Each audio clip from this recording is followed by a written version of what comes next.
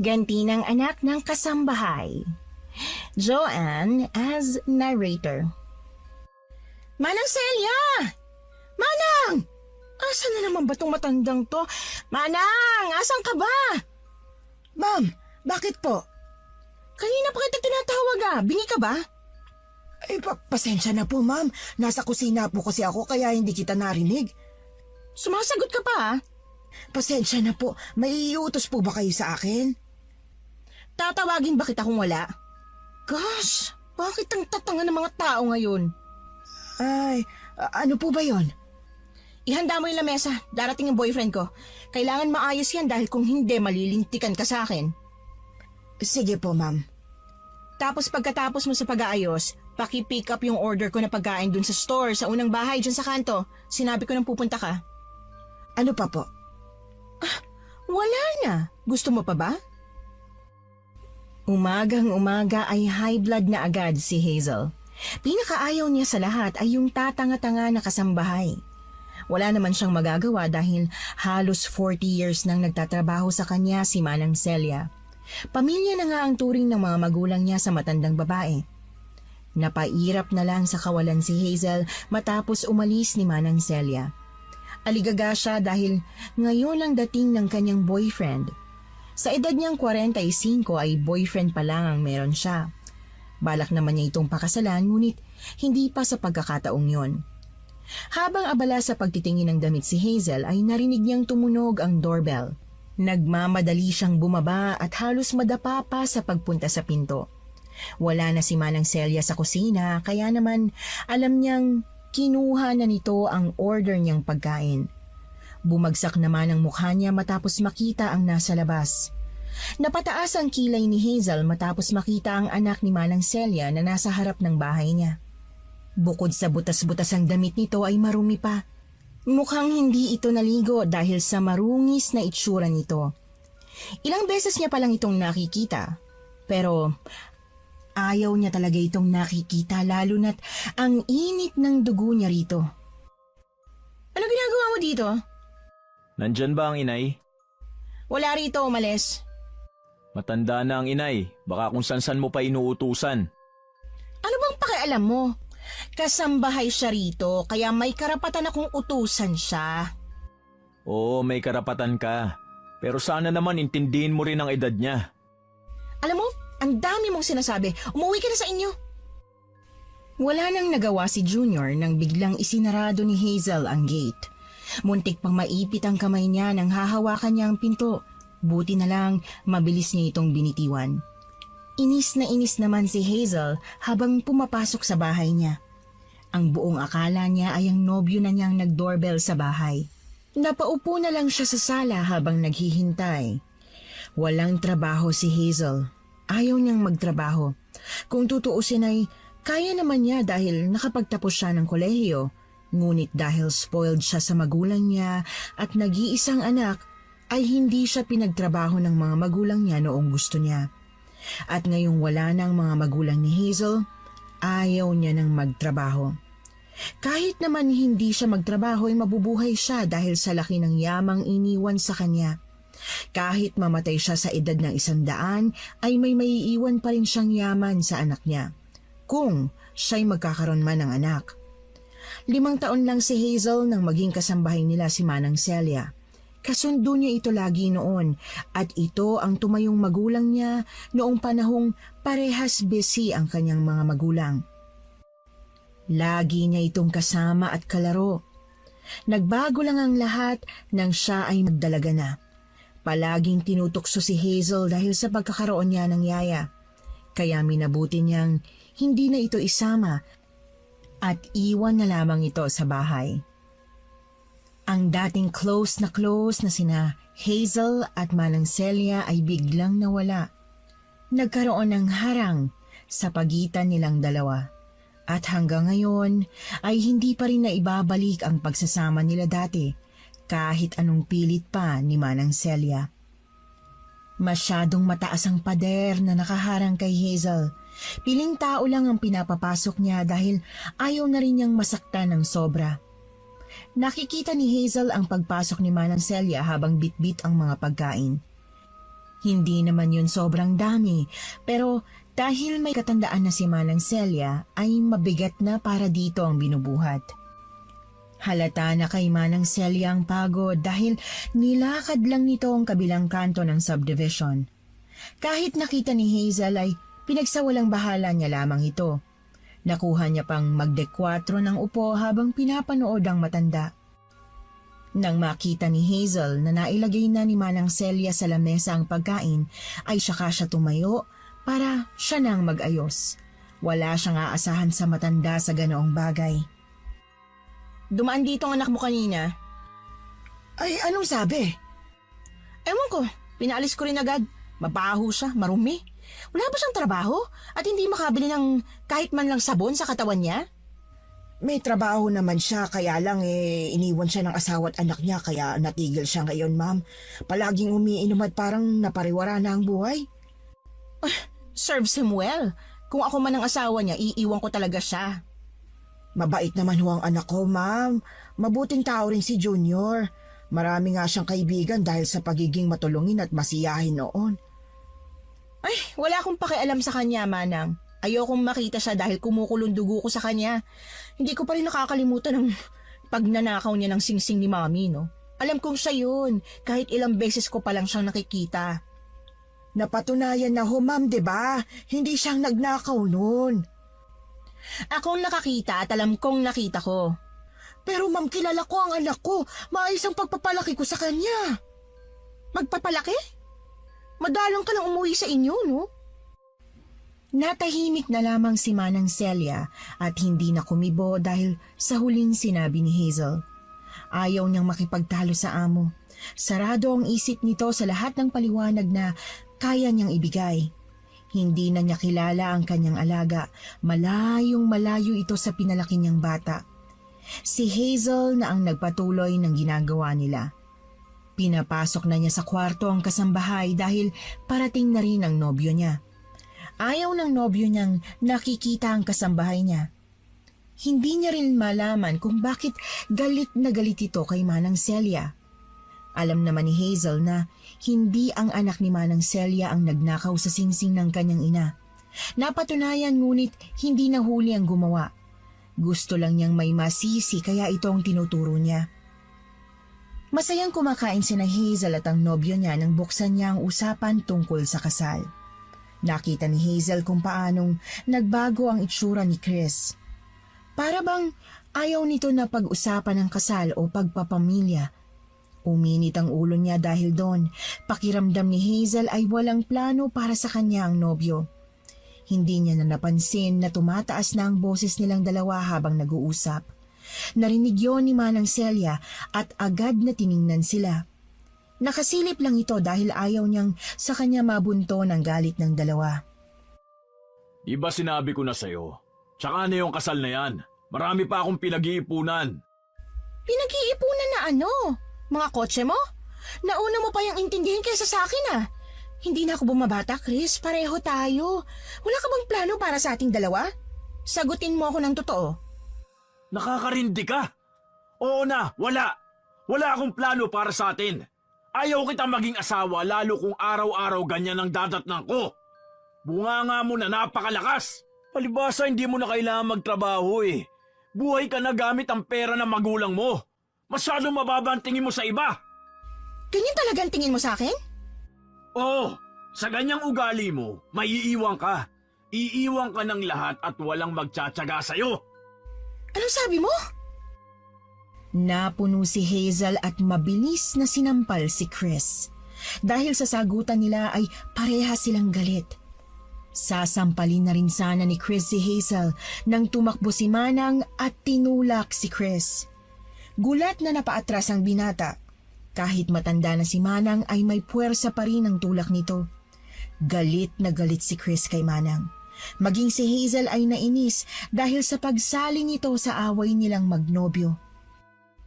Huwag mong sasaktan ang alaga ko! Pwede ba, Manang? Away namin to. Chris! Chris! Teka sandali lang! Huwag mo ko iwan, Chris! Hinabol ng umiiyak na si Hazel ang nobyo niya. Tinulak lang siya nito nang pinilit niya itong yakapin. Walang nagawa si Hazel nang umalis ang nobyo niya. Napansin naman niya ang papalapit na si Manang Celia. Mukhang nagsisisi ito habang tinutulungan siyang tumayo. Nagpatulong naman si Hazel dito pero noong nakatayo na siya ay malakas niyang tinulak si Manang. Napaupo ang matanda dahil sa tulak ni Hazel. Napaiyak ito dahil sa sakit ng balakang. Hindi ito pinansin ni Hazel at dinuro pa ang mukha nito. Galit na galit siya at hindi na niya alam ang lumalabas sa bibig niya. Napaka-epal mo kasing matanda ka. Maayos pa yan eh. Kung di ka umepal sana ayos pa. Lagi ka na lang sagabal sa akin. Wala ka nang silbi nang hingialam ka pa. Ayaw ko lang namang saktang kanya. Wala ka nang pakialam doon. Para na kitang anak, Hazel. At hindi ko gugustuhin masaktan ka. Anak? Never kitang tinuring na parang magulang ko, no? Ayoko sa'yo. Kung di dahil sa huling utos sa akin ni Mami, bago siya mawala, tinanggal na kita. Pasalamat ka, naawa pa ako sa'yo. Ikaw na lang naghahanap buhay para sa inyo ng anak mong tamad. Palibasa, uto-uto ka. Ay, pasensya ka na, Hazel. Tumigil ka na, naiirita ako sa'yo. Umalis ka sa paningin ko. Bilisan mo! Alis na! Alis! Kahit masakit ang balakang ni Manang Celia ay pinilit niyang tumayo para makaalis sa harapan ni Hazel. Ayaw ni Celia na lalong galitin ang alaga. Mahal niya ito na parang anak na at nag-aalala rin siya sa nangyari. Alam ni Celia na mahal ni Hazel si Chris, kaya alam niyang nasaktan ito. Hindi naman niya magawang damayan ang alaga dahil na rin sa galit nito sa kanya. Minabuti niyang pumasok sa kwarto niya at doon na lamang umiyak at ininda ang sakit ng balakang. Walang ginawa si Hazel ng gabi na yon kundi uminom ng uminom.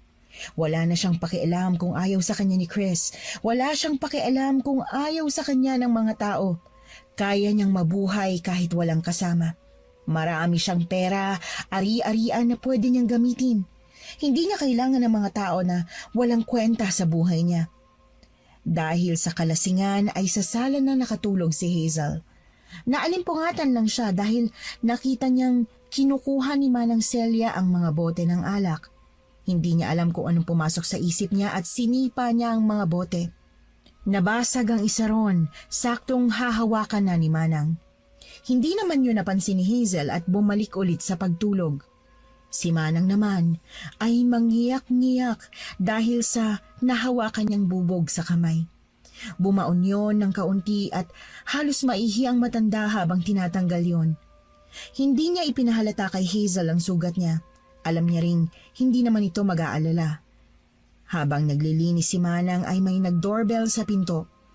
Hawak ang balakang habang naglalakad, agad niyang binuksan yun sa pag-aakala na bisita yon ni Hazel. Pagbukas niya sa pinto ay nakita niyang ang anak niya pala. Nag-aalala itong nakatingin sa kanya lalo nang makitang nakahawak siya sa kanyang balakang. Agad niyang itinago ang kamay na may sugat bago pa ito makita ng anak. Ano ginagawa mo rito? Alam mong ayaw sa'yo ng alaga ko. Baka mag-away na naman kayo. Wala akong pakialam sa kanya. Di naman siyang pinunta ko dito eh. Ikaw, inay. Kumusta ka na po? Ilang buwan ka nang hindi nakakapunta sa bahay ah. Marami kasing ginagawa rito. Mag-isa lang si Hazel, hindi niya kayang gawain. Pahingan nyo naman pag linggo ah. Bakit hindi kayo umuwi? Kung noon nakakapahinga pa ako, ngayon hindi na. Walang kasama at katuwang si Hazel dito eh. Tinaasan naman niyang sahod ko kaya ayos lang. Ano ho yung tinatago nyo? Wala ito. Patingin nga po, inay. Nako, huwag na. Titignan ko lang. Ano to? Na paano to? Bakit may benda kayo? Napansin ko rin na nahihirapan kayong maglakad kanina. Nakahawa kayo sa balakang nyo. Bakit po? Mabibigat ba ang trabaho nyo ngayon? Ay, hindi naman anak. Sadyang mabilis lang sumakit ang katawan ko dahil matanda na. Itong sa kamay ko nabasag ko ang bote at niligpit ko. Ayun, nabubog ako. Sigurado ho ba kayo, inay? Oo, ano ka ba? Ayos lang ako rito. Maayos ako. Ikaw ba? Maayos ka ba sa bahay? Nabawi mo na ba ang anak mo? Hindi po. Umuwi na ng probinsya nila si Nedy, kaya hindi ko na naabutan.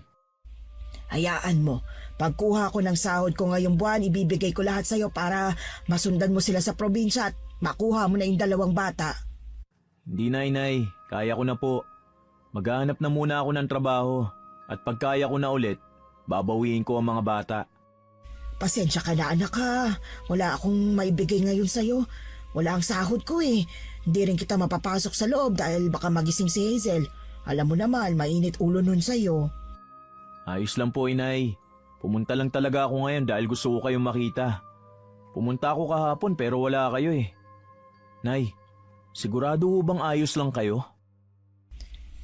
Ayos lang ako anak ko. Kung ganoon, mauna na ho ako. Babalik na lang ako sa susunod na araw para dalawin kayo, Nay. Tumangulang si Celia at hinatid ng tanaw ang anak. Sa loob-loob niya ay sana napaniwala niya ang anak na ayos lang siya. Bumalik siya sa loob at nakita si Hazel na nakahiga pa rin. Inasikaso niya pa rin ito kahit na anong pagpigil nito sa kanya. Lasing pa ito kaya mahina pa at hilo. Napansin ni Hazel ang benda ni Celia. Tinitigan niya yon at agad na naalala ang boteng nabasag na sinipa niya. Nahimasmasan siya at gusto niyang humingi ng tawad ngunit pinigilan siya ng kanyang sarili. Hindi na ulit siya pwedeng maging mahina sa harap nito. Sapat na ang nangyari kahapon, ang pag-iyak at ang pag-inom niya. Dahil sa nangyaring paghihiwalay ni Hazel at ng nobyo niya, ay lalo siyang naging masungit kay Manang Celia. Ito ang sumalo sa lahat ng stress na nararamdaman niya. Halos hindi na makapagpahinga ang matanda dahil sa mga utos niya rito. Punta doon, punta rito, linis doon at linis dito. Hindi alam ni Hazel pero sa tuwing nakikita niya na nahihirapan ang matanda ay naaaliw siya at lalo siyang ginaganahan na pahirapan ito. Hindi naman nagsasalita o nagrereklamo si Celia dahil malaki ang utang na loob niya sa pamilya ni Hazel. Alaga niya rin ito at tinuring na nga na anak niya. Habilin din sa kanya ng yumaon niyang amo na alagaan si Hazel hanggang sa pagtanda nito. Naging mabilis ang mga araw para kay Hazel. Ni hindi siya lumalabas ng kwarto, kain-tulog lang ang ginagawa niya. Dahil doon ay nahihirapan siyang kumilos dahil na rin sa bigat ng katawan niya kakakain. Maski paghuhugas sa puwet niya ay inuutos niya pa kay Manang Celia. Wala itong reklamo sa kanya kahit na hirap na rin ito. Manang! Manang! Ay ma'am, bakit po? Ano ba tong plansya mo? Maayos ba yan ha? Bakit may lukot pa rin? Ang tanga-tanga mo talaga. Maayos kong plinansya yan, baka nadagalan kaya nalukot ulit. Ano? Kasalanan ko ba? Ha? Eh, hindi naman sa ganon, pero hindi ko rin naman kasalanan na nalukot yan eh. Aalis ako ngayon at itong susuot ko. Ayusin mo yan, bilisan mo. Sige, paplansyahin ko na lang ulit. Doon ka lang, buwisit ka. Tinulak ni Hazel si Manang Celia at tumama ang namamagapan nitong balakang sa pinto. Napadaing ito pero hindi pa rin pinapansin ni Hazel at inirapan pa. Lumabas na lang si Celia at umiiyak na plinansya ang damit ni Hazel. Nang matapos siya ay binigay niya na ito sa amo para makapagbihis na. Hinatid naman ni Celia si Hazel sa labas ng bahay para maisara ang pinto. Kahit hanggang sa paglabas ay masasakit na salita pa rin ang binibitiwan ni Hazel kay Celia. Late na ako. Sa susunod kukuha ko ng mas batang kasambahay para hindi kagaya mo na makupad. Huwag niyo naman ho akong tanggalin, ma'am. Ay dapat ka lang tanggalin dahil halos kukunin ka na ng lupa. Malapit ka na rin mamatay. Pero kaya ko pa naman magtrabaho eh. Ay sino bang boss dito? Ikaw ba? Ha? Tinulak-tulak ni Hazel si Manang Celia. Dahil nga matanda na at hindi na ganoon kalakas ang balanse ay muntik na naman itong mapaupo. Tumawa lang si Hazel sa nakita niya. Hindi napansin ni Hazel ang isang lalaki na tumulak din sa kanya. Malakas ang pagkakatula kaya halos sumubsob siya sa pintuan ng kotse niya. Gulat at galit na napatingin si Hazel dito matapos makabalik sa balanse mula sa pagkakatulak sa kanya. Lalo siyang nagalit nang makita ang tumulak sa kanya. Walang iba kundi ang anak ni Manang Celia. Agad namang pumagitna si Manang Celia upang awatin sila. Galit na galit si Junior na nakatingin kay Hazel at ganoon din naman si Hazel dito. Si Manang Celia ay naiiyak na dahil sa nangyayari. Umuwi ka na, anak. Hindi, inay. Grabe na tong amo nyo. Sino ka sa akala mo para pagsalitaan ng masasakit ang nanay ko? Tinutulak-tulak mo pa talaga? Alam mo namang matanda na siya? At sino ka namang lalaki ka? Sino nagsabi sa'yo na umepal ka? Alam mo, pasalamat ka babae ka. Dahil kung hindi, matagal ko na sinapak yung pagmumukha mo. Wala akong pakialam sa'yo. Kung ayaw mo na pagsasabihan ko yung nanay mo, mabuti pa isama mo na yan pauwi sa inyo. Hindi ko kayo kailangan. Kayo may kailangan sa akin, no? Hindi ako aalis. Kailangan ko ng trabaho, ma'am. Hindi po. Pasensya na po kayo kay Junior, anak. Umuwi ka na, sige na. Nay, may trabaho naman na ako eh. Hindi nyo na kailangan magtyaga dyan sa hayop na babaeng yan. Anak, sige na. Umuwi ka na sa atin. Ayos lang ako rito. See? Ayaw niyang umuwi. Baka naman kasi ayaw niya sa'yo. Sino bang gugustuhin makasama ka? Ew, you're a piece of trash. Bagay kayo magsama ng nanay mo. Pero sa ngayon, dito muna siya kasi kailangan niya ng pera at ako lang naman ang nagpapasahod sa kanya. Gago ka! Sinasabi ko sa'yo, lahat ng sinasabi mo masasama sa amin ng nanay ko, babalik sa'yo. Lahat ng sinabi mo kakainin mo! Junior, tama na. Bakit? Ano gagawin mo? As if may magagawa ang isang kagaya mo. Hintayin mo lang, babalikan kita. Iiyak ka rin at magmamakaawa sa akin. Itaga mo yan sa bato! Okay, fine, losers. Hoy, Manang, ayusin mo dyan sa bahay, ha? Ayoko may dumi na papasok dyan. Aalis na ako bago pa ako mahawaan ng dumi. Umirap pa si Hazel bago tuluyang umalis ng bahay niya. Hindi na niya pinansin pa ang mga pinagsasasabi ng anak ng kanyang kasambahay. Kita pa rin niya sa side mirror ang inis na mukha nito habang nakatingin sa kanya. Naalala niya ang pagtulak nito sa kanya. Malakas at mapuwersa yon. Halos mangatog nga siya habang nakatingin siya rito para itong papatay sa tingin pa lang. Hindi lang pinahalata ni Hazel ngunit sobrang natatakot na talaga siya kanina pa. Nanginginig na ang kamay niya habang nakahawak sa manibela. Pilit niyang kinalma ang sarili bago kitain ang kaibigan niya.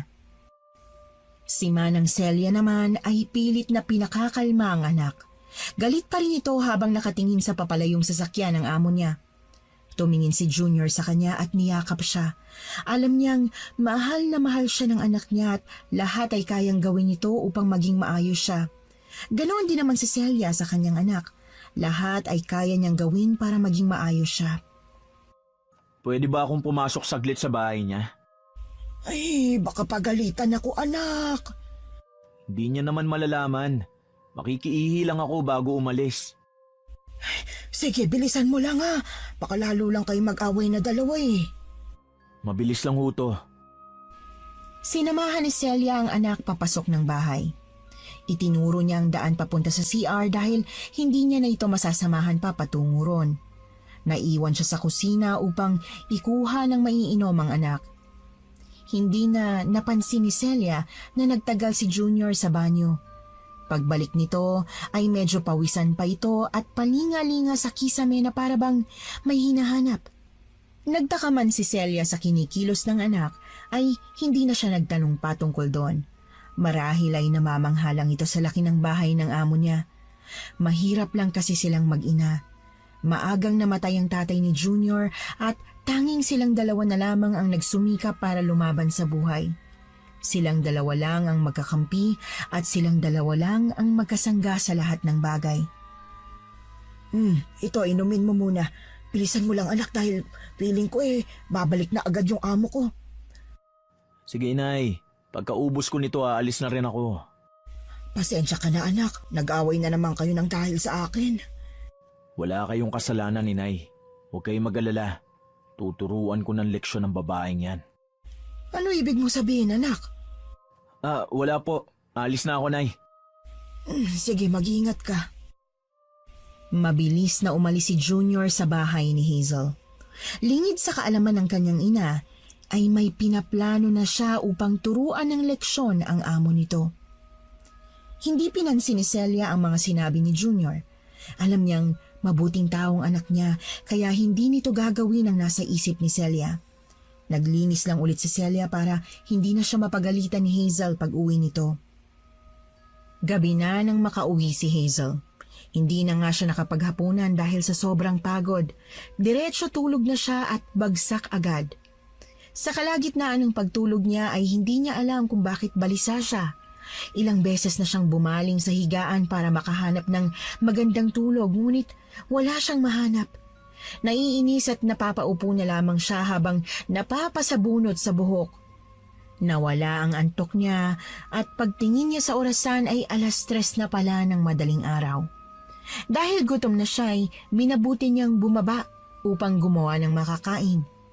Hindi siya marunong magluto kaya paniguradong sandwich lang ang makakain niya. Hindi niya naginising ang kasambahay at siya na lang ang kumilos mag-isa. Ang ilaw lang sa kusina ang binuksan niya, patay ang ilaw sa buong bahay. Kung dati-rati hindi nakakaramdam ng takot si Hazel sa ganoong sitwasyon, iba ngayon. May kakaiba siyang nararamdaman at parang may malamig na hanging humahaplos sa kanya.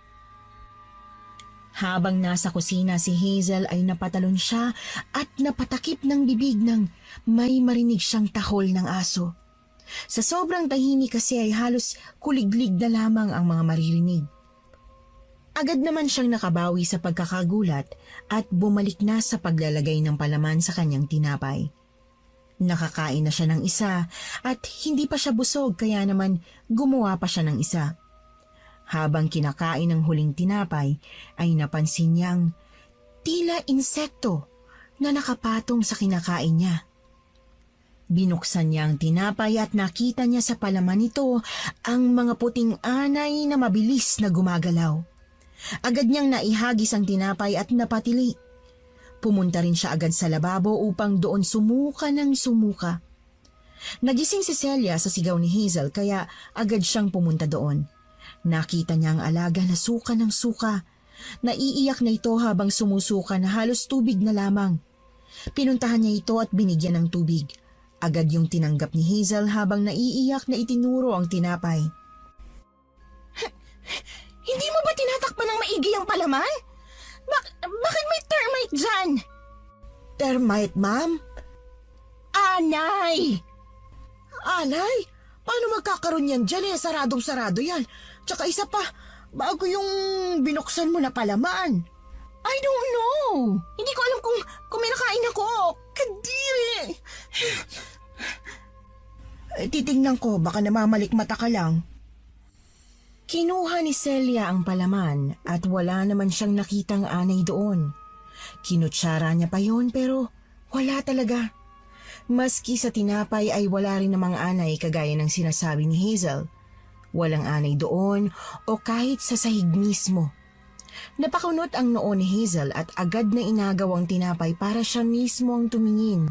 At tama ngang matanda, wala ngang anay doon.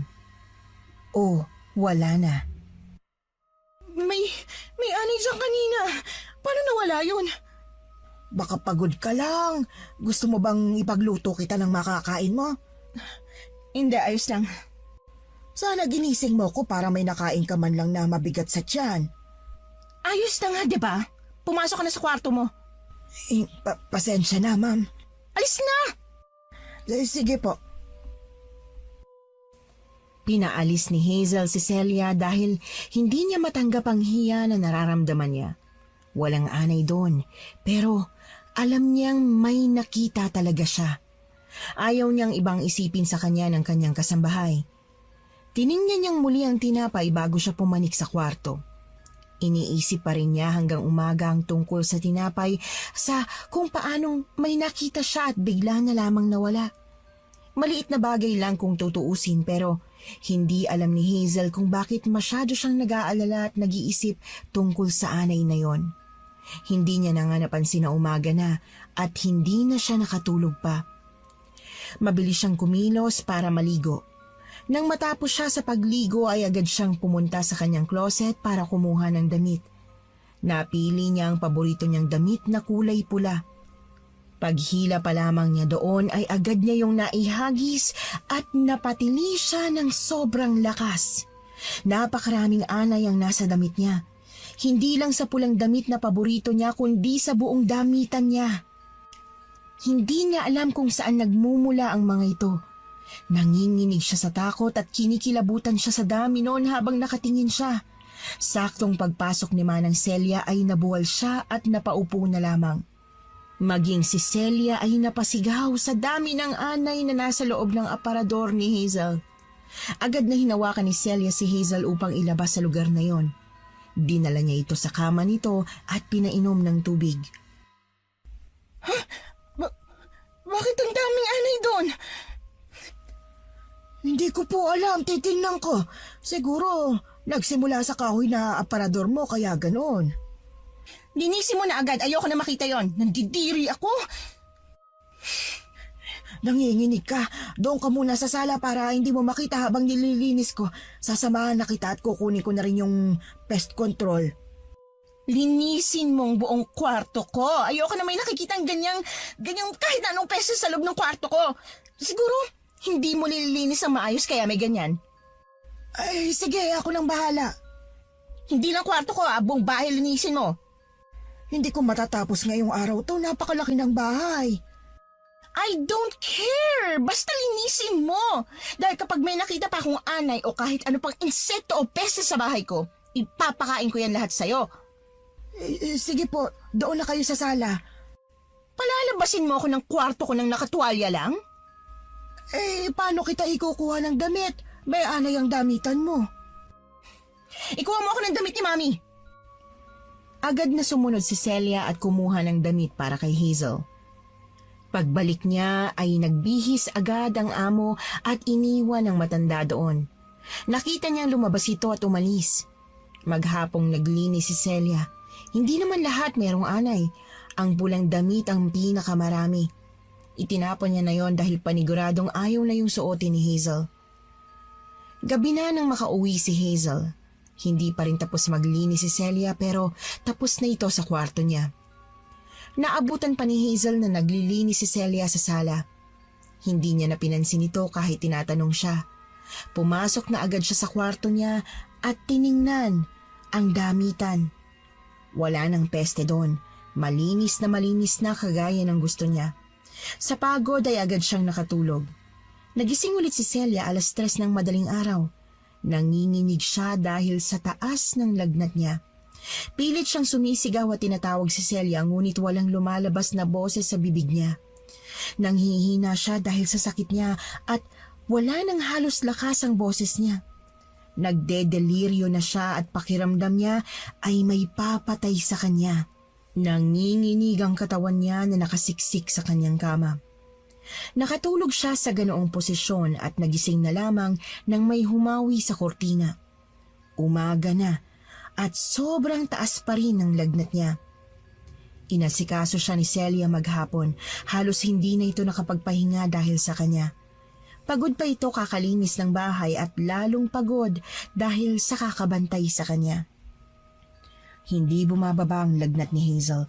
3 araw na siyang may mataas na lagnat. Palagi pa rin siyang nagigising o naaalimpungatan ng 3:00 ng madaling araw. Buti na lang ay nasa tabi niya si Celia. Doon ito natutulog sa lapag ng higaan niya. Gusto na siyang dalhin ni Celia sa ospital ngunit siya mismo ang umaayaw. Pang-4 na araw na may lagnat siya ay doon naramdaman ni Hazel ang pangangati ng kanyang lalamunan.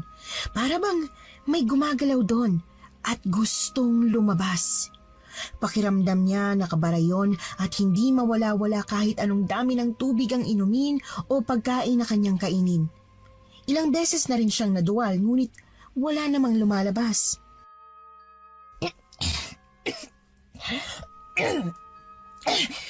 Napakakati ng lalamunan ko. Hindi ko alam pero feel ko may gumagalaw eh. Bukod sa lalamunan mo, ano pang nararamdaman mo?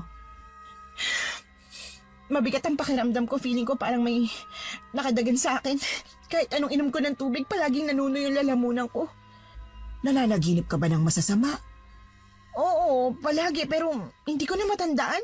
Nagigising ako ng 3:00 ng madaling araw.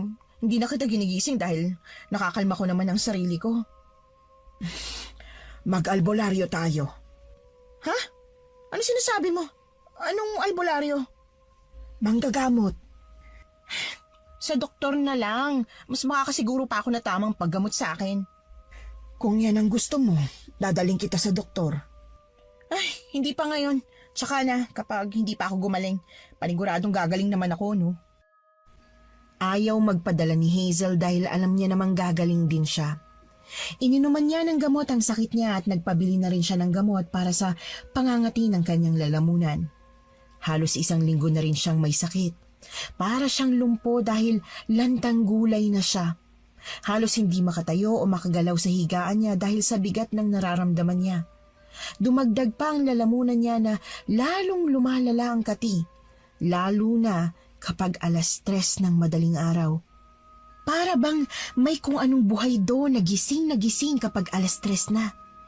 Ilang beses nang dinot-dot ni Hazel ang lalamunan niya upang sumuka pero siya lang ang sumusuko sa bandang huli dahil naiiyak na siya pero wala pa ring lumalabas kundi laway lang din niya.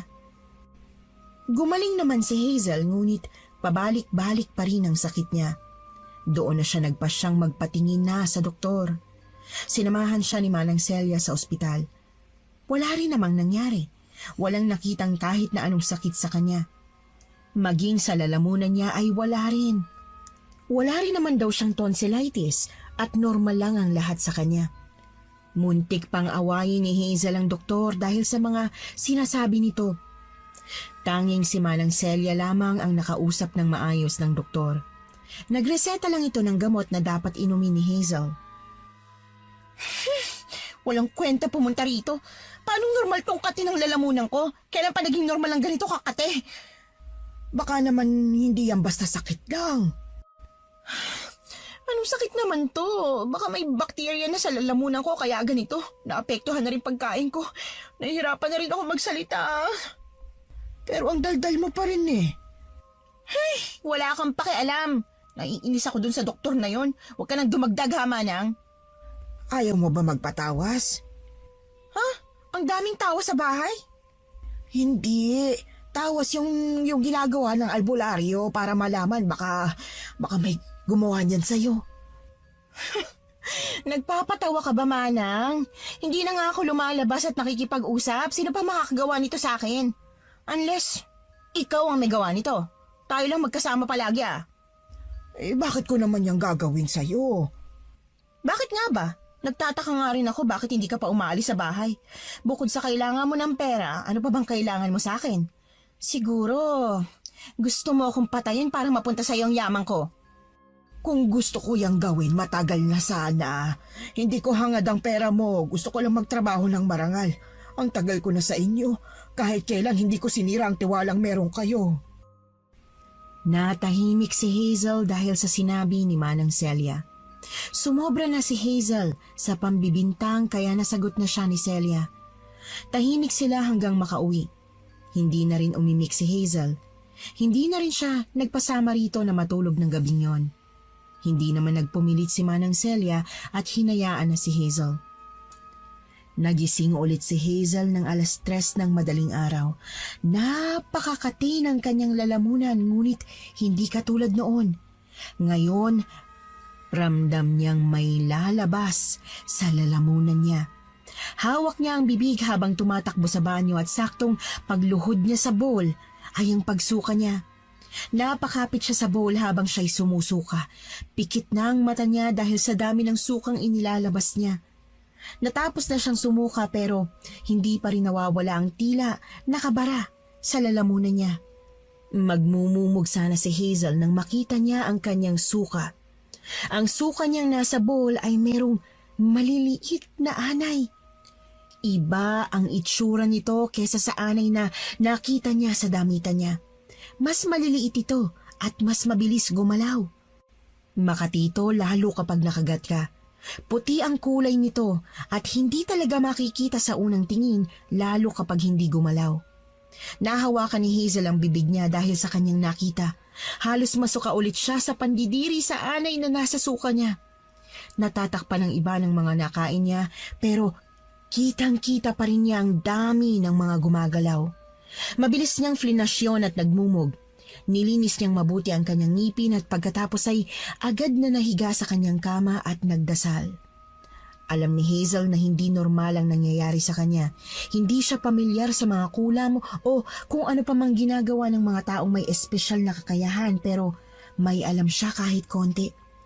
Nagdasal siya na nagdasal hanggang sa siya'y makatulog na. Ayun lang ang alam niyang makakatulong sa kanya. Nagising lang siya sa sigaw ni Manang Celia.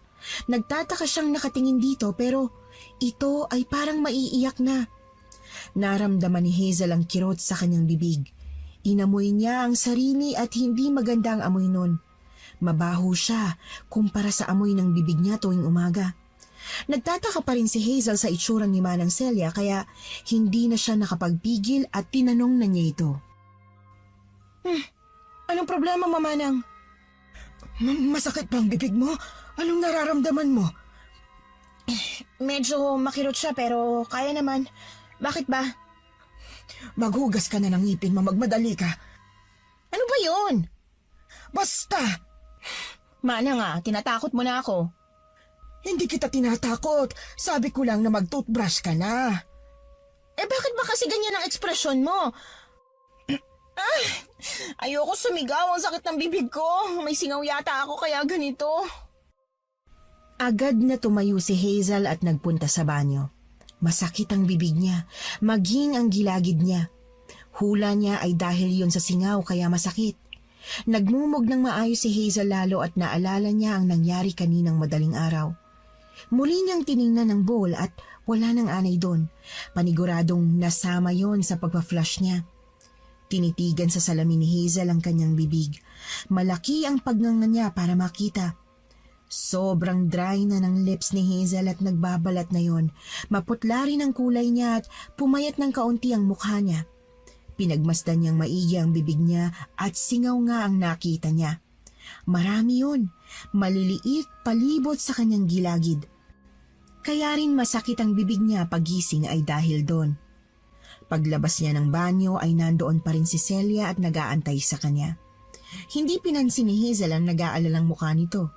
Agad niya itong inutusan para umalis ito sa kwarto niya. Ipagluto mo nga ako ng almusal. Yung may sabaw lang dahil nahihirapan ako sa bibig ko. Paniguradong masakit to pag kumain ako. Alam mo ba bakit nagkaganyan yan? Singaw lang. Nagtutoothbrush ako Hindi ko lang alam saan galing yan. Ipatingin kaya natin yan sa doktor. Parehas lang sasabihin nila tapos re-resetahan lang. Para gumaling agad yung singaw mo at makakain ka ng maayos. Mabilis lang mawala ang singaw ko. Hindi na nagpumilit pa si Celia at umalis na sa kwarto ni Hazel. Si Hazel naman ay busy sa paghahanap ng salamin upang tingnan muli ang kanyang singaw. Habang tinitingnan niya ang kanyang singaw ay naramdaman na naman ni Hazel na parang nasusuka siya. Ramdam niya ang gumagalaw sa lalamunan niya na gustong lumabas. Agad siyang pumunta sa banyo at doon sumuka.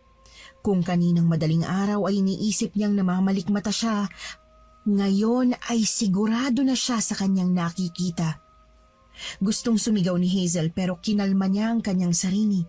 Kahit nasusuka pa ay flinash niya na ang bowl.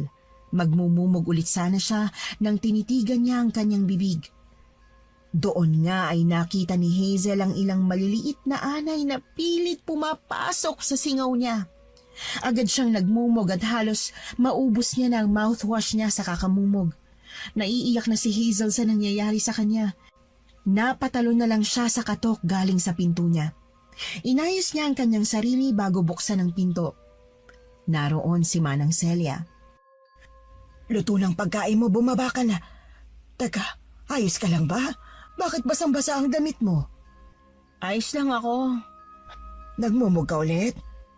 Bakit ba ang dami mong tanong? Pasensya na. Sige na, bumaba ka na. Hindi pinansin ni Hazel si Manang Celia at agad na siyang bumaba upang kumain. Hindi nga siya nagkamali na mahihirapan siyang kumain dahil na rin sa singaw niya. Nawalan na rin naman siya ng gana dahil sa nakita niya sa suka niya at sa bibig niya. Pinipilit niya lang kumain upang maging mas malakas kesa sa kung anong nangyayari sa sarili niya. Tulala siya habang kumakain kaya hindi niya napansin na pinagmamasdan siya ni Manang Celia. Alam kasi ni Manang Celia ang nangyayari sa kanya at hindi nito kayang pigilan ang may gawa nito sa kanyang amo. Kailangan ni Celia na mapilit si Hazel na pumunta sa albularyo. Pumunta tayo ng albularyo. Ayoko, Manang. Alam kong matalino ka, Hazel. Alam mong hindi na normal ang nangyayari sa'yo. Problema ko to. Huwag mo akong pangunahan sa kung ano mang gusto ko. Aray! Huwag mo na kasi akong galitin. Sumasakit lalong bibig ko kada sisigaw ako. Yan nga sigurong dahilan bakit nangyari yan sa'yo. Ano? Para turuan ka ng leksyon. Pinagsasasabi mo? Ha, Manang? Kakanood mo yan ng telenovela, no? Leksyon? Ano to, fantaserye? Di na uso yan ngayon. Gagaling din ako. Gagaling din tong singaw ko. Natatawa si Hazel habang napapailing sa mga sinabi ni Manang Celia. Alam niyang hindi na normal ang nangyayari sa kanya pero alam niya rin na mawawala rin yun. Baka may kung anong bakterya lang na nasa katawan niya. Natatakot siya pero hindi niya ipinapakita yon kahit na kanino. Kaya niyang harapin ang kung anumang nangyayari sa kanya ng mag-isa. Masyadong mataas ang tingin ni Hazel sa sarili niya. Sa isip niya ay hindi niya kailangan ng kung sino man dahil mapera naman siya at halos nasa kanya na ang lahat. Hindi pumayag si Hazel sa gusto ni Manang Celia. Kahit anong pilit sa kanya ay matigas ang pagtutol niya sa gusto ng kasambahay. Lumipas ang mga araw at naulit pa rin ang pagsusukan niya na may anay. Hindi niya sinasabi kay Celia dahil ayaw niyang malaman pa nito ang nangyayari sa kanya. Ilang beses nagigising sa gabi si Hazel para lang sumuka na may kasamang anay. Palagi rin siyang balisa at hindi alam ang gagawin. Ang mga singaw sa bibig niya ay lalong lumalala. Dahil din doon ay bumabaho ang kanyang hininga kaya madalang siyang magsalita. Nahihirapan din kasi siyang magsalita dahil sa sakit ng bunganga niya. Nagluto ulit ako ng sabaw. Ito lang naman ang kaya mong kainin eh. Ayaw mo ba talaga sa sinasabi ko sa iyong albularyo? Sobrang payat mo na. Hindi na kita halos makilala. Ayoko. Huwag mo na ulit akong tanongin. Pero kasi... Ayoko nga sinabi! Hinampas ni Hazel ang lamesa para patigilin ang kasambahay. Nakita niya ang takot sa mga mata nito. Napatalon pa nga ito sa gulat sa ginawa niya. Magsasalita pa sana si Hazel nang maramdaman niya ulit ang sobrang kati ng lalamunan niya. Tumakbo siya sa lababo dahil alam niyang may lalabas ulit. Hindi pa umaabot sa lababo si Hazel ay nasuka na agad siya. Lahat ng isinuka niya ay nasa sahig lamang. Mas lalo niyang nakita ang mga anay na kasama ng suka niya. Doon na umiyak si Hazel ng sobra. Sumusuka siya habang umiiyak. Si Celia naman ay nakaalalay sa kanya na hinahagod ang likod niya. Sa sobrang panghihina ni Hazel ay nawala na siya ng malay. Nagising siya na nasa sofa na, iniisip kung panaginip ba ang nangyari pero nang makita niya si Manang Celia na minamap ang sahig, ay doon bumalik sa kanya na totoo pala ang lahat. Lalong sumakit ang mga singaw ni Hazel. Ramdam niya ang mga panibagong singaw na tumubo at ang ibang singaw na sobrang laki at lalim na ng pagkakasugat sa bibig niya. Mabaho at amoy sugat na ang hininga niya, kaya mabilis siyang masuka sa tuwing naaamoy ang kanyang hininga. Tiningnan ni Hazel ang sarili sa salamin at doon niya nakita ang itsura niya. Sobrang payat na niya. Wala nang dating magandang kulay ng mukha niya. Sobrang putla na niya. Ang mga labi niya na walang kulay ay nagkakaroon na rin ng sugat na kagaya ng kanyang gilagid. Hindi napansin ni Hazel na umiiyak na siya habang tinitingnan ang itsura niya. Binigyan lang siya ni Celia ng panyo kaya siya tumigil sa pag-iyak. Nahihirapan ako magsalita. Ayoko na makipagtalo. Hindi ako nakikipagtalo sa'yo. Hindi ko alam kung ano nangyayari sa akin. Bakit sa akin nangyari to? May dahilan ng lahat ng nangyayari, ma'am. Anong dahilan nito? Dahil ba sobrang sama akong tao? Ganun ba? Pinoprotektahan ko lang ang sarili ko. Ayoko magkaroon sila ng pagkakataon para saktan ulit ako. Hindi ka masamang tao. Ako ang nagpalaki sa'yo, kilala kita, Hazel. Pero may mga bagay na hindi mo mauunawaan kung hindi mo mararamdaman. Anong pinagsasasabi mo? Hindi kita maintindihan. Pumayag ka nang sumama sa akin sa albularyo. Ayoko. Bakit? Gagaling din ako. Alam kong gagaling ako. Sa pamamagitan ng ano? Gamot na bigay sa'yo ng doktor? Mamamatay ka sa ginagawa mo. Hindi na nakapagsalita pa si Hazel hanggang sa umalis si Manang Celia. Natatakot siya sa sinabi ng kasambahay na mamamatay siya sa nangyayari sa kanya. Kinuha ni Hazel ang cellphone niya at nag-search tungkol sa albularyo. Gusto niyang makasiguro na totoo nga ito. Ang sabi doon, hindi pwedeng hindi ka naniniwala sa kanila. Sa isip-isip ni Hazel ay, paano siya gagaling kung hindi naman siya naniniwala sa albularyo? Inihagis na lang niya ang cellphone niya at muling humiga. Hindi na alam ni Hazel ang kanyang gagawin. Gusto na niyang matapos ang mga nangyayari sa kanya. Gusto na niyang gumaling. Sinamahan si Hazel ni Manang Celia sa pagtulog. Kahit ilang beses na niyang pinapalabas ito ay ayaw nito. Nakuha pa nitong humiga ng matiwasay sa lapag habang siya'y naiinis sa pagpapalabas dito. Hindi na siya nito pinapansin at ganoon din siya. Mahimbing na ang tulog ni Manang Celia habang siya ay nakatulala pa rin at iniisip ang nangyayari sa kanya. Habang tulala ay nararamdaman niya ang pagsakit ng kanyang bibig.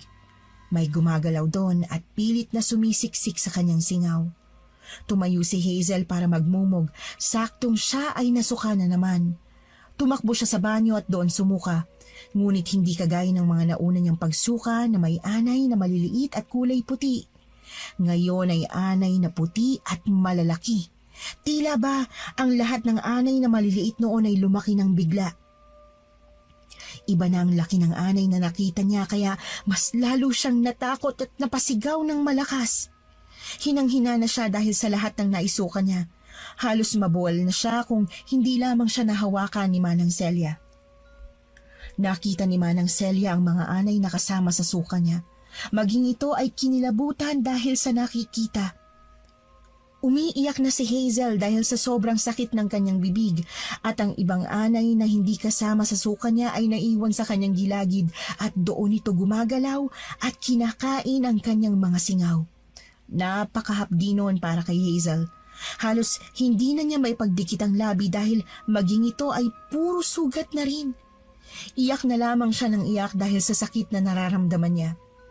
Binigyan si Hazel ng tubig ni Celia upang makapagmumog ito. Mabilis na tinanggap yun ni Hazel at nagmumog. Guminhawa saglit ang pakiramdam niya ngunit masakit pa rin ang kanyang buong bibig. Lalo na ang kanyang gilagid na sobrang lalim na ng mga singaw. Hindi na tama itong nangyayari sa'yo. Kailangan na natin ipagamot yan. Papayag na ako. Hindi ko na kayang sakit. Hinang-hina ng katawan ko, Manang. Tulungan mo ako. Bukas na bukas din pupunta tayo. May kilala akong magaling na albularyo, matutulungan ka niya. Sigurado ka ba, Manang? Oo, huwag kang mag-alala. Magiging maayos ka na. Ipahinga mo na yung bibig mo. Alam kong mas lalong sumasakit kapag nagsasalita ka. Matulog ka na ulit, babantayan kita. Tumango na lamang si Hazel at hindi na nagsalita pa. Masakit ang buong bibig niya at lalo pa nga itong sumasakit kapag nagsasalita siya. Nakatulog siya ng mahimbing dahil binantayan siya ni Manang Celia. Kinabukasan ay nagising si Hazel na wala na si Manang Celia sa tabi niya. Kahit nanghihina ay bumangon siya upang hanapin ito. Sa isip ni Hazel ay paniguradong nagluto na ng agahan si Manang Celia. Nagpunta siya sa kusina pero wala ang kasambahay. Hinanap niya ito at nakita niya ang nakabukas na pinto. Kinabahan si Hazel dahil baka naiwang bukas ni Manang Celia ang pintuan. Agad niyang pinuntahan yon at napatigil siya dahil may naririnig siyang mga boses. Boses ng dalawang taong nag-uusap. Kilala niya yun parehas. Ang mga boses ay mula kina Manang Celia at sa anak nitong si Junior. Hindi na sana makikinig si Hazel ngunit narinig niya ang pangalan niya. Para siyang naging estatwa habang nakikinig sa pinag-uusapan ng dalawa. Tigilan mo ng ginagawa mo kay Hazel! Kaya nga ho ako nagpunta rito para alamin kung natuto na ba siya. Nahihirapan ng alaga ko, mapapatay mo siya! Inay, hanggang ngayon ba siya pa rin ang uunahin mong intindihin? Alam niyong ginawa ko to para sa inyo. Para matutoy ang alaga niyo at hindi na kayo pagsalitaan na masasakit. Junior anak, itigil mo na. Naaawa na ako sa kanya. Ititigil ko naman ho. Kailangan ko lang makita na nagbago na siya. Na hindi na siya isang mayabang na tao. Gusto ko lang makasiguro. Nagbago na siya, mabait na siya ulit. Gusto ko makita. Tawagin niyo ho siya. Hindi na kailangan maniwala ka sa akin. Hindi na nakapagtimpi pa si Hazel at nagbakita na siya sa dalawa. Gulat na gulat si Manang Celia habang si Junior naman ay nakatingin lang sa kanya. Galit si Hazel sa mga narinig niya, lalo na ang katotohanang alam ni Manang Celia ang dahilan ng nangyayari sa kanya. Ngayon, alam na ni Hazel kung bakit siya pinipilit na magpaalbularyo ni Manang Celia. Dahil may alam ito at alam din ito kung sinong may gawa sa kanya ng mga nangyayari sa kanya. Hindi maunawaan ni Hazel kung bakit ganun kasobra ang ginawa sa kanyang pagpapahirap. Nahihirapan man siyang magsalita at wala mang lakas, ay pinilit ni Hazel na magsalita para sa sarili. Anong narinig ko?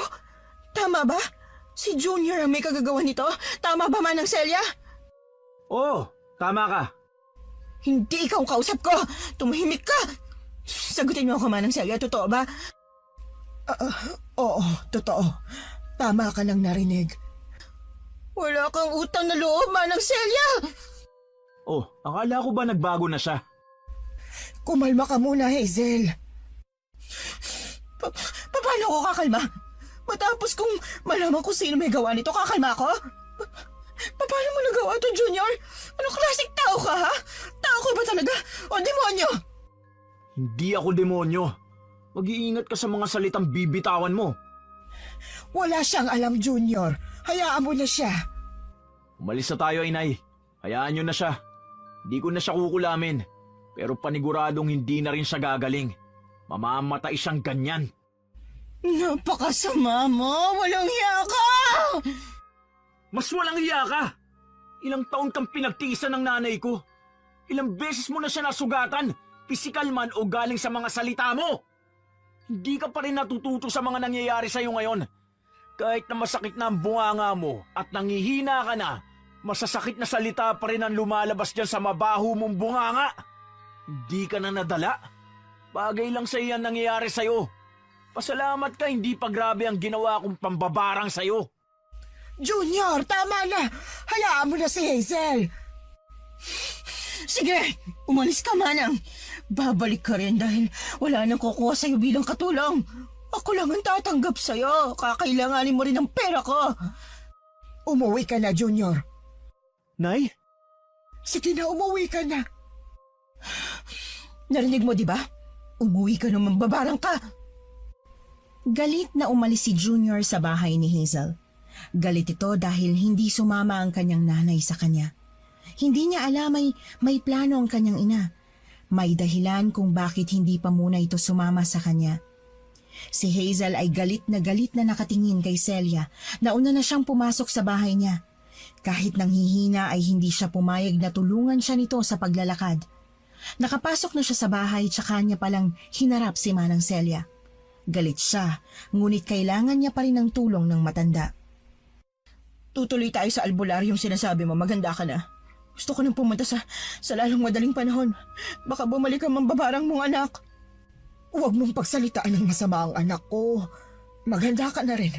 Aantayin kita sa labas. Nanghihina na si Hazel pero siya pa rin ang nag-drive ng sasakyan niya. Hindi niya alam kung marunong ba si Manang Celia. Tahimik lang silang dalawa habang papunta sa bahay ng albularyo.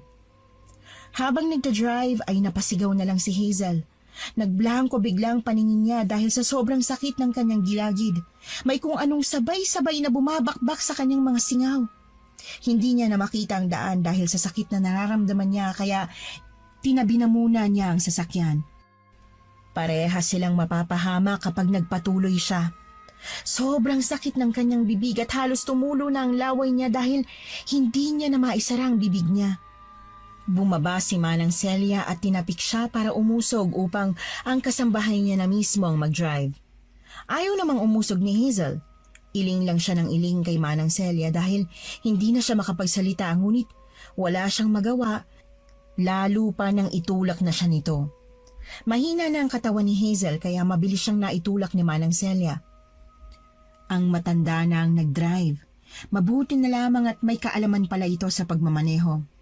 Nabablangko na ang paningin ni Hazel pero pinipigilan niyang pumikit ang mga mata. Biglang tumigil ang sasakyan nila, saktong nawalan siya ng malay. Pilit tinatawag ni Manang Celia si Hazel ngunit hindi na ito sumasagot. Bumaba siya ng sasakyan at nakita niya ang albularyong kaibigan ng nanay niya noon. Mabilis itong lumapit at tiningnan si Hazel. Tinulungan siya ng albularyo para maipasok si Hazel sa loob. Alam na agad ng matandang albularyo kung ano ang nangyari kay Hazel. Alam na rin agad nito kung sino ang may kagagawa nun. Mabilis na nagsagawa ng ritual ang albularyo. Tulog pa rin si Hazel habang si Manang Celia ay nakatingin lang kay Hazel at sa albularyo. Patuloy sa pagre-ritual ang albularyo nang magising si Hazel. Nanghihina siyang napaupo at hinanap si Manang Celia. Agad naman itong lumapit sa kanya at tinulungan siyang umupo. Manang, nasan po tayo? Nasa albularyo na tayo. Gagaling na ba ako?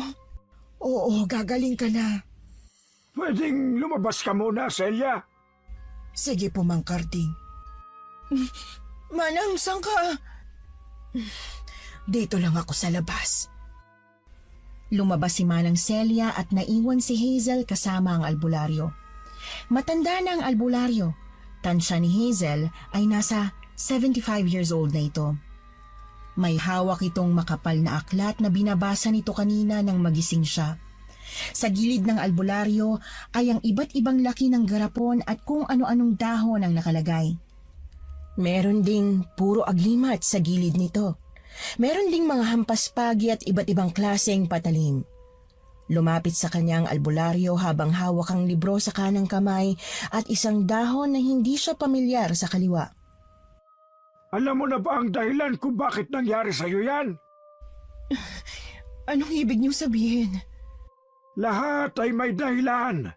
Lahat ng nangyayari ay may dahilan. Ang isang mambabarang ay hindi pwedeng gamitin ang kanilang kakayahan ng basta-basta lang. May sapat at matibay na dahilan para gawin ang mga bagay na kaya nilang gawin. Alam mo ba na ang nangyari sa iyo hindi pa malala? Kadalasan sa mga mambabarang ay tinatarget nila ang kanilang biktima sa pinakamahinang parte nito, sa parte kung saan pwede nilang ikamatay. Mahinang parte rin naman ho yung akin. Humihina ako dahil sa bibig ko. Hindi ako nakakakain ng maayos dahil dito sa sugat o singa o kung ano man itong nasa bibig ko. Oo, pinapahina ka, pero hindi ka mamamatay sa simpleng sugat lang. Kaya dapat ka pa rin magpasalamat. Gusto namang babarang mo na matuto ka sa mga maling ginawa mo. Gusto kang turuan ng leksyon. Anong maling nagawa ko? Hanggang ngayon ba magmamalinis ka pa rin? Alam kong alam mo ang maling nagawa mo, Iya. Hindi ko na dapat pang isa-isahin sa'yo. Pero matuto ka na. Sige, sasabihin ko.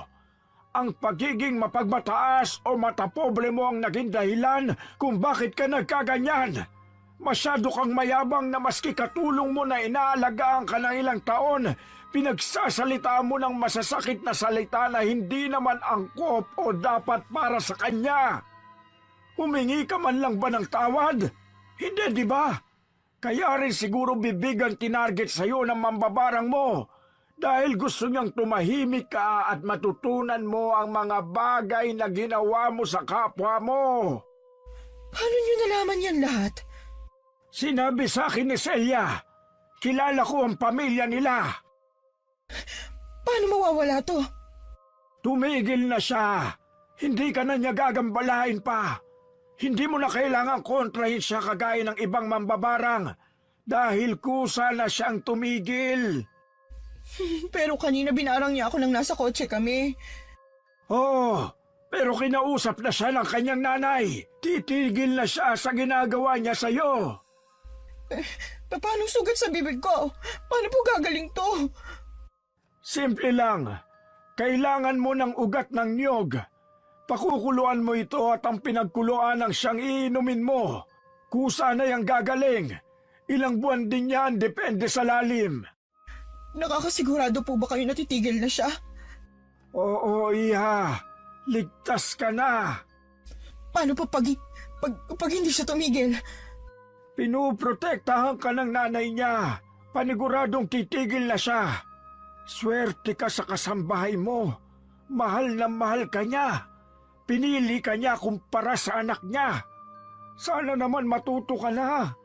Sana mapagtanto mo ang mga bagay-bagay. Natahimik si Hazel sa mga sinasabi ni Mang Carding. Ang daming tumatakbo sa utak niya.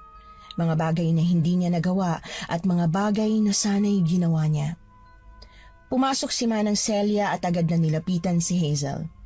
Gusto ni Hazel magsalita pero wala nang lumabas sa bibig niya. Si Manang Celia na ang nagpasalamat sa albularyong si Mang Carding. Ito na rin ang kumuha ng gamot na gagamitin ni Hazel para sa kanyang sugat sa bibig. Nagpaalam na sila sa albularyo at umalis na. Si Manang Celia pa rin ang nagmaneho ng sasakyan. Tahimik lang si Hazel at tinatanggap ang lahat ng mga sinabi ni Mang Carding. Hindi niya napansin na nakatulog na pala siya. Nagising si Hazel sa tapik ni Manang Celia. Sinamahan pa siya nito hanggang sa pagtulog niya sa kwarto niya. Dahil din siguro sa ginawang ritual ng albularyong matanda, ay lumakas ng kaunti si Hazel. Naging maayos ang pagtulog niya at hindi na siya nagising ng 3:00 ng umaga. Nagising si Hazel na wala na si Manang Celia sa tabi niya. Pagpunta niya sa kusina ay kumpleto na agad ang pagkain niya. Nakita niya si Manang Celia sa bakuran at nagdidilig. Agad niya itong inaya na sumabay sa kanya na mag-agahan. Nagulat ang matanda sa sinabi ng alaga. Ang tagal na rin simula nang magsabay sila sa pagkain. Hindi na maalala ni Celia kung kailan ang huli. Agad na inasikaso ni Manang Celia si Hazel sa pagkain. Tahimik lang silang dalawa at matiwasay na kumakain. Hindi alam ni Hazel kung saan siya magsisimula. Gusto niyang makausap ang kasambahay ngunit hindi niya alam kung paano. Bubuka pa lang ang bibig niya nang naunahan siya nitong magsalita.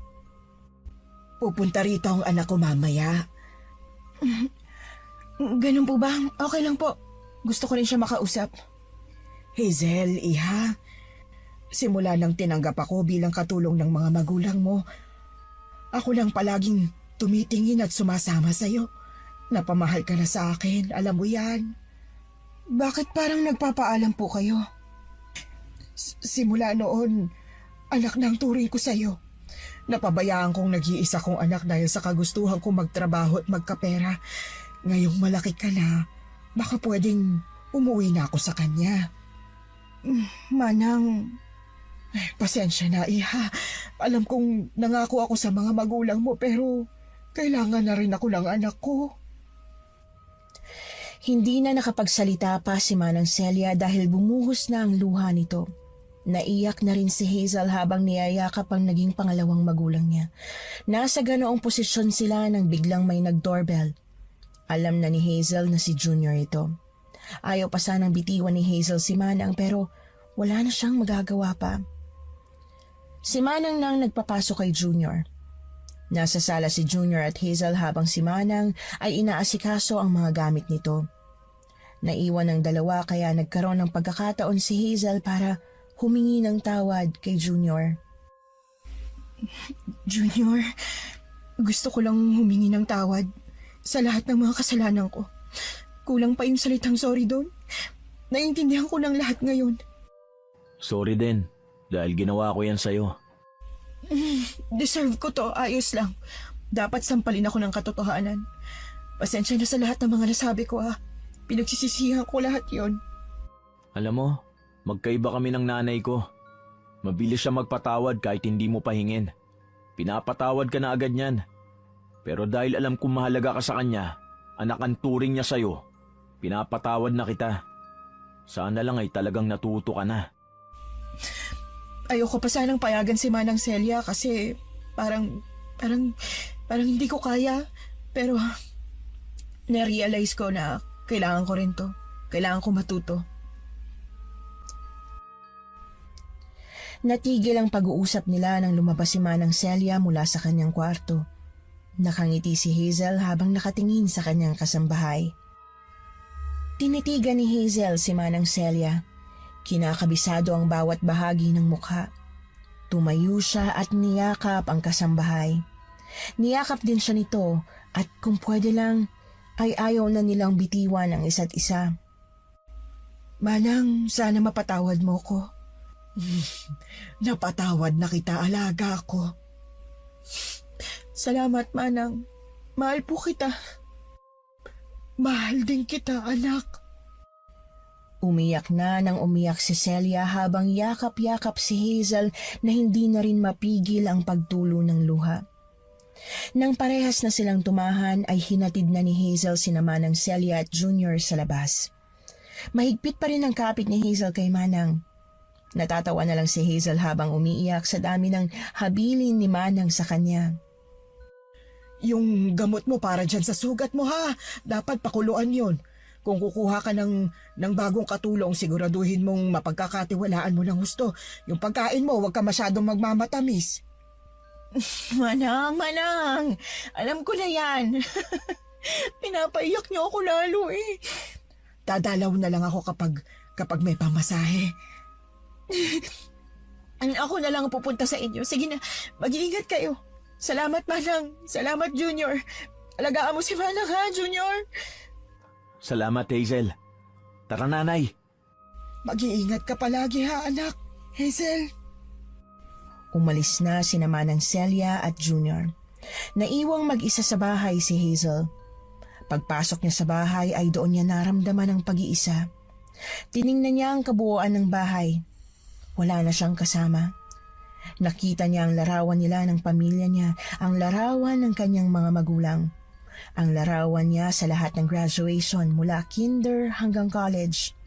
Doon niya talaga napagtanto na mag-isa na siyang talaga. Lumakad si Hazel papuntang kusina upang inumin ang pinakuloang ugat ng niyog. Si Manang Celia pang nagpakulo nun. May iniwan din itong note para sa tamang pagpapakulo ng gamot niya. Napangiti na lang si Hazel. Napakaswerte niyang talaga kay Manang Celia. Naiinis lang siya sa sarili niya dahil huli na bago niya pa ito na-realize. Mabilis na lumipas ang buwan. Halos 2 buwan na rin simula nang nangyari ang pag-alis ni Manang Celia. Ang sugat sa bibig ni Hazel ay naghilom na. Bumalik na rin ang sigla ng katawan niya dahil dumami na ang pagkain niya. Hindi na kasi siya nahihirapang kumain o ngumuya. May kulay na ang mukha niya, hindi na siya maputla. Hindi na siya kumuha ng bagong katulong. Lahat ng bagay na kaya niyang gawin ay ginagawa niya na lamang mag-isa.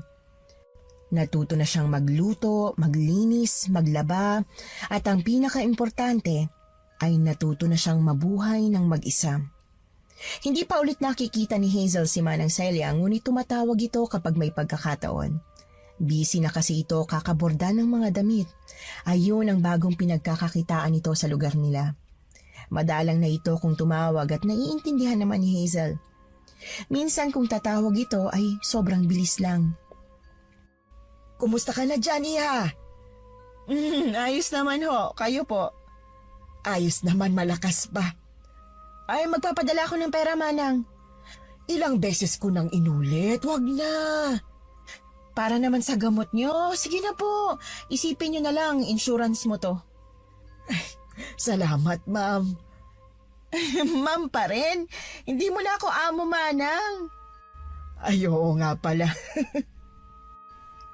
Natawa na lang si Hazel sa mga sinabi ni Manang. Mabilis lang ang usapan nila dahil marami pa itong gagawin. Nagpadala naman si Hazel dito ng pera para panggamot nito. Madalas niyang bigyan ng pera si Manang. Tulong na rin para mas mapagaan ang buhay ng mga ito. Pagkatapos ng pag-uusap nila ay agad inasikaso ni Hazel ang kanyang labada. Linggo kasi kaya labade. Ganoon ang naging cycle ng buhay ni Hazel. Mula Lunes hanggang Biyernes ay nagtatrabaho siya. Sabado ay pahinga at ang Linggo ay para sa paglalabada. Alam ni Hazel na kaya siyang buhayin ng pera mula sa magulang niya pero gusto niya ring magtrabaho para mismo sa sarili niya. Nagustuhan naman niya ang trabaho niya. Ilang taon na lang din naman at retirement na niya. Gusto niya lang na ma-experience na makapagtrabaho kagaya ng iba. Iba kasi ang buhay na kinalakihan ni Hazel. Lumaki siya na nasa kanya na ang lahat. Ayon ang naging dahilan kung bakit masyado siyang naging mapagmataas. Sa tingin niya, ang tao ang may kailangan sa kanya dahil siya ang mas may kakayahan, dahil siya ang mapera. Hindi niya alam, siya ang may kailangan sa mga tao. Siya ang may kailangan kay Manang Celia. Malaking kakulangan kay Hazel nang mawala si Manang Celia. Naging mabigat ang mga gawain para sa kanya. Kung noon, isusubo na lang niya lahat ng kakainin niya, ngayon, kailangan niya munang magluto para sa sarili niya.